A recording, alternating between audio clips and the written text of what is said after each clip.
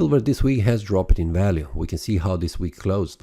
The price started with this bearish candle from 32.13, forming this bearish candle, reaching the first support level, making a bearish breakout below this one, reaching the second support level, where the price is bouncing from here, trying to make another bearish breakout. We see that here with this candle, but it was invalidated with this bullish candle on Thursday.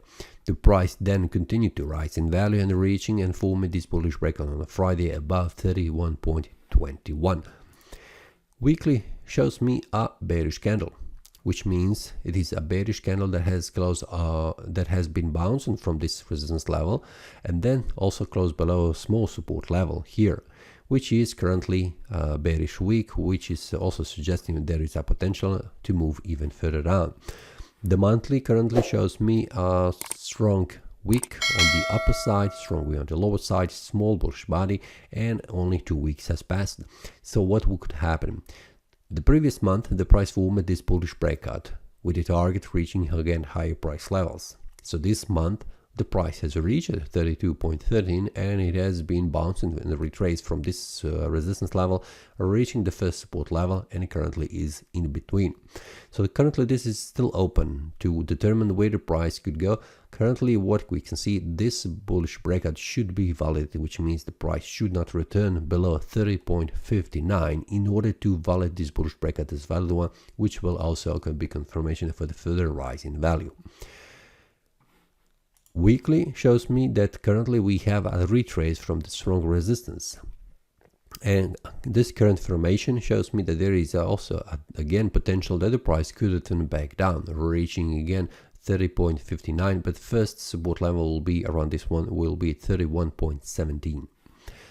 The daily shows me a bullish breakout, which means continuation of the rise in value to the next resistance level, which will be around an area here, which will be from 31.68 to 31.78.